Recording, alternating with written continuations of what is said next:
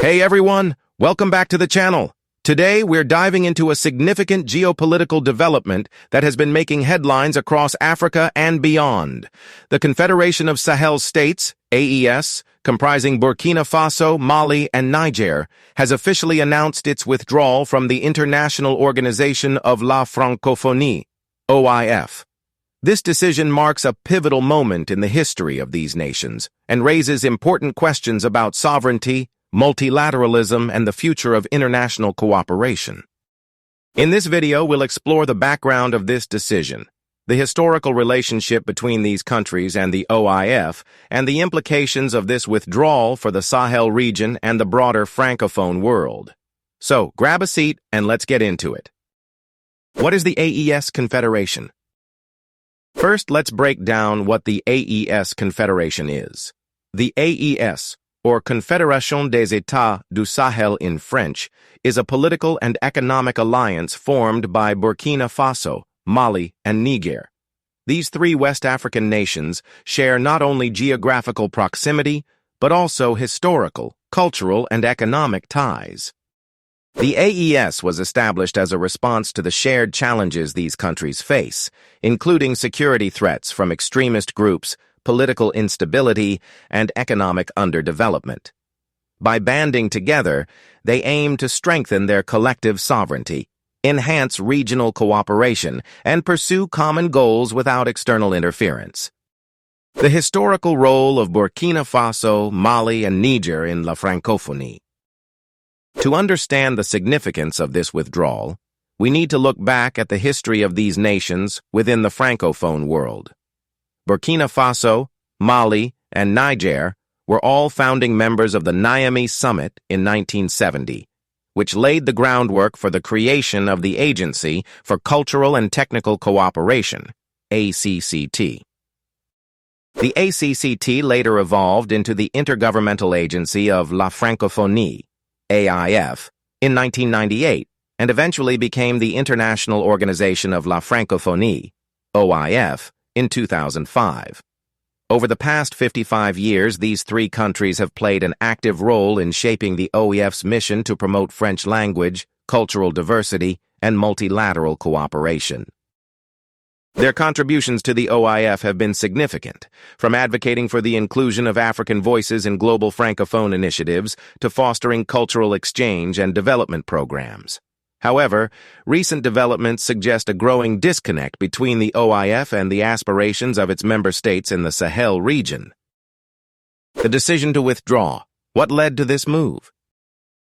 So, why did the AES Confederation decide to leave the OIF? According to the official press release from the AES Ministers of Foreign Affairs, the decision stems from the OIF's failure to support Burkina Faso, Mali, and Niger during their ongoing political transitions. These three nations have experienced significant political upheaval in recent years, including military coups and popular uprisings against perceived corruption and foreign influence. The transitional governments in these countries have emphasized the importance of national sovereignty and self-determination, arguing that external organizations like the OIF have not adequately supported their democratic and sovereign aspirations. The press release specifically highlights that the OIF has not aligned itself with the legitimate interests of these nations during their transitions.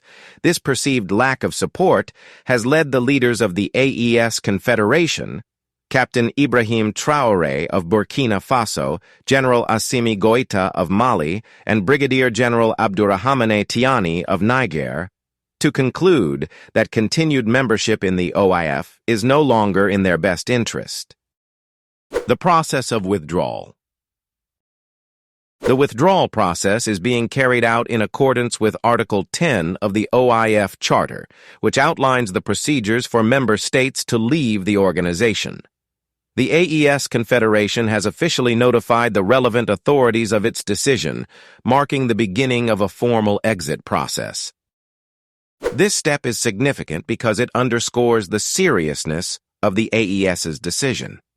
It's not just a symbolic gesture, it's a deliberate and calculated move to distance themselves from an organization they believe no longer serves their needs.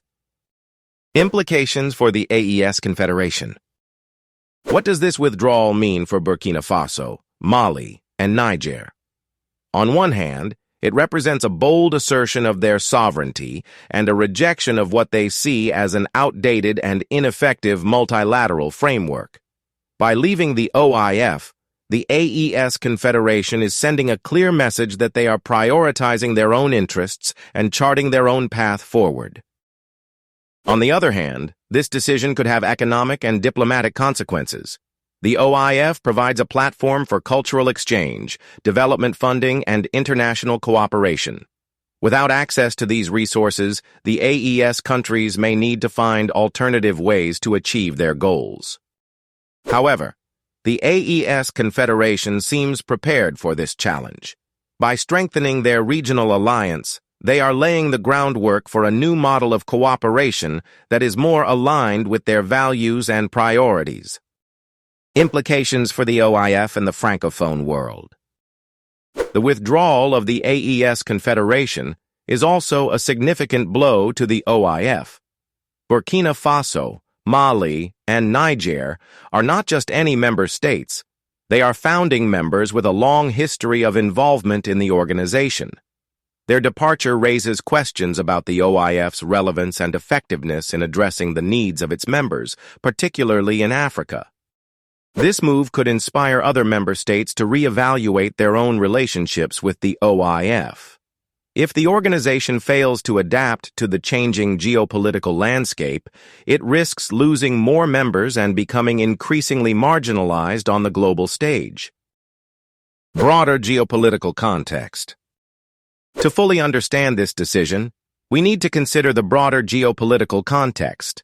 The Sahel region has become a focal point of international attention due to its strategic importance and the complex challenges it faces, including terrorism, climate change, and economic inequality. In recent years, there has been a growing pushback against foreign influence in the region, particularly from former colonial powers like France. The AES Confederation's withdrawal from the OIF can be seen as part of this broader trend, reflecting a desire to break free from the legacy of colonialism and assert greater autonomy.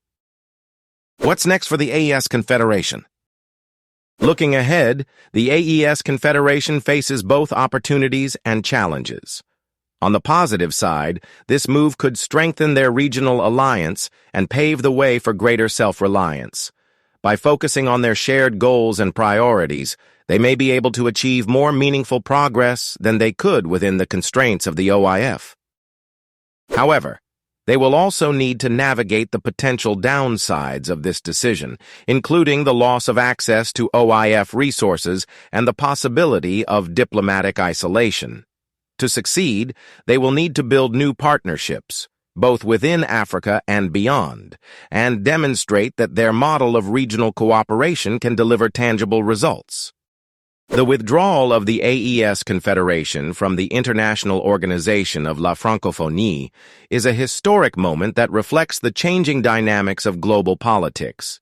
It highlights the growing importance of sovereignty and self-determination in an increasingly interconnected world, and it raises important questions about the future of multilateralism. As we watch this story unfold, it's clear that the decisions made by Burkina Faso, Mali, and Niger will have far-reaching implications, not just for the Sahel region, but for the entire Francophone world. What do you think about this move? Do you see it as a positive step toward greater autonomy, or do you think it could lead to further isolation? Let me know your thoughts in the comments below. If you found this video informative, don't forget to give it a thumbs up, share it with your friends, and subscribe to the channel for more in-depth analysis of global events. Thanks for watching, and I'll see you in the next video.